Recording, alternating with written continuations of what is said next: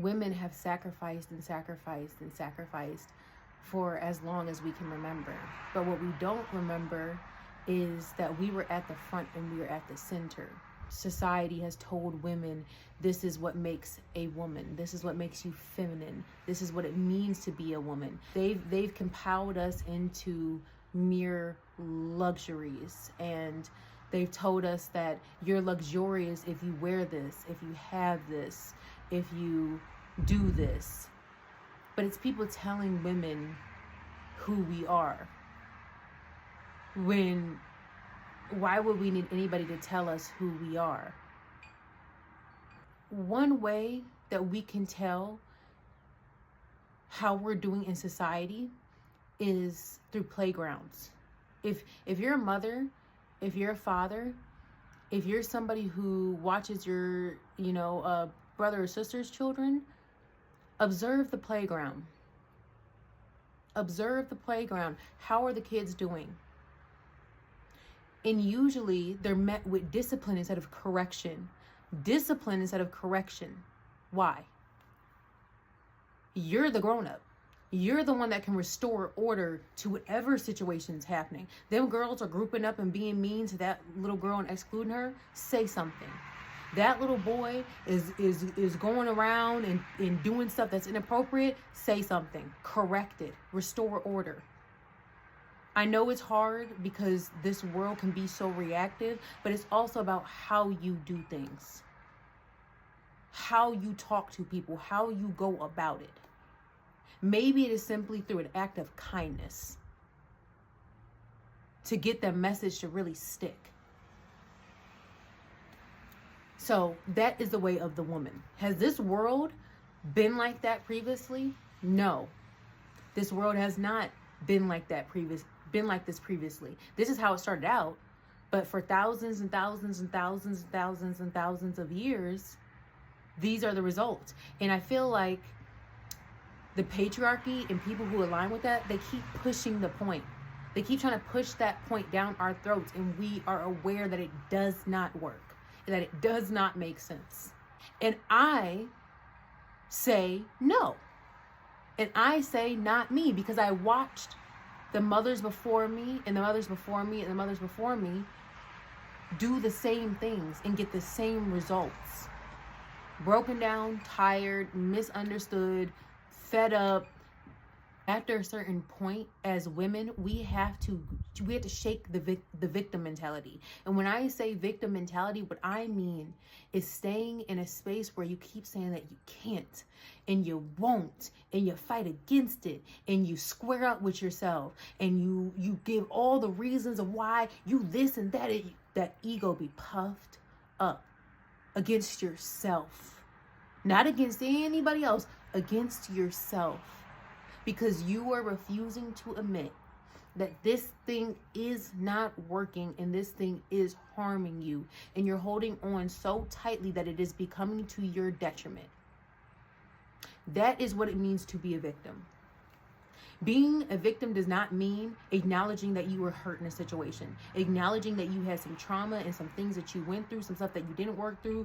I was in the kitchen doing this, and I thought about this, and this connected to this, and girl, what the fuck, this happened, and then blah, blah, blah, blah. That's usually how the conversation be going. Connect them dots, baby. Connect them dots. So that you can actually see the root cause of things and stop your own suffering. Stop your own suffering. This conversation that I'm having right now to whoever I am talking to, this is why people were coming to me for readings. This is why people were coming to me for life guidance and life advice. Because I can see it on you. I'm talking about on a spiritual soul level. Women are disconnected. Women are refusing to deal with their emotions. Women are blaming other people for their emotional reactivity and their emotional responses instead of actually dealing with and confronting those emotions.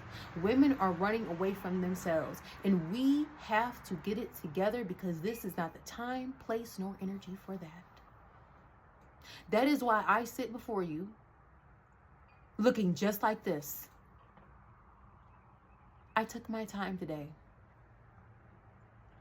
I looked in the mirror and I saw my grandmother. And I saw my aunt.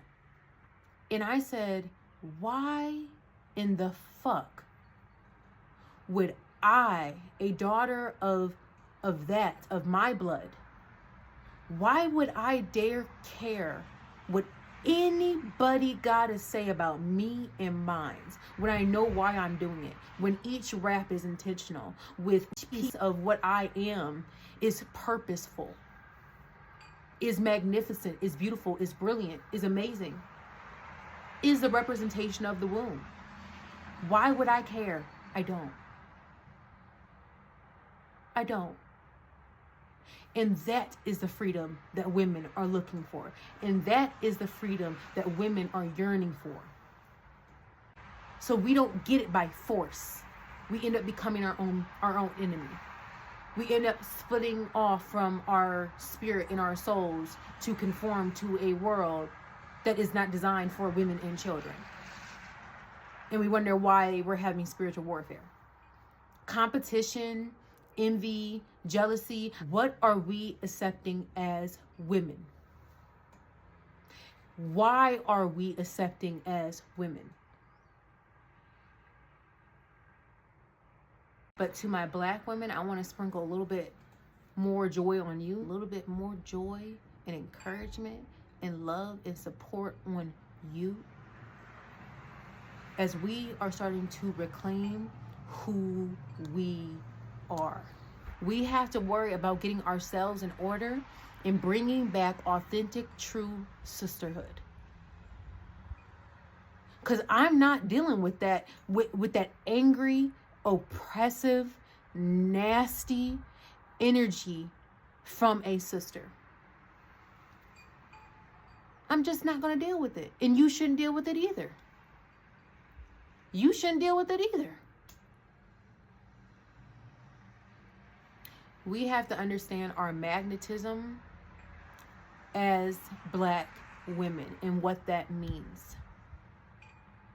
And we're only going to truly understand what that means when we come together, because you have a piece and I have a piece and they have a piece, and here's a little bit, and that's when we start expanding out. Do you get what I'm saying? That's when we start talking about all women. But first, as Black women, we have a lot of healing that we have to do, and that starts within vulnerability. Vulnerability to me these days is the ability to listen and talk all day, and we think that's what vulnerability means. Well, they are vulnerable because they told me all their business. No, let's not go into that, right? That's not true vulnerability. True vulnerability is being able to be in a space where maybe someone is like really emotional and that's kind of making you uncomfortable, and like you don't know what to say, but you still listen, because often when we listen, then we know how to respond. When we listen, we then know how to respond.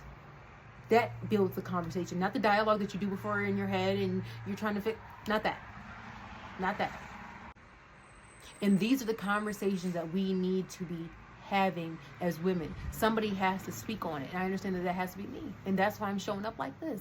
And that's why I am who I am. And that's why I've always been who I've been. But I didn't know my power. I let so many things take my power. Never again. Never again.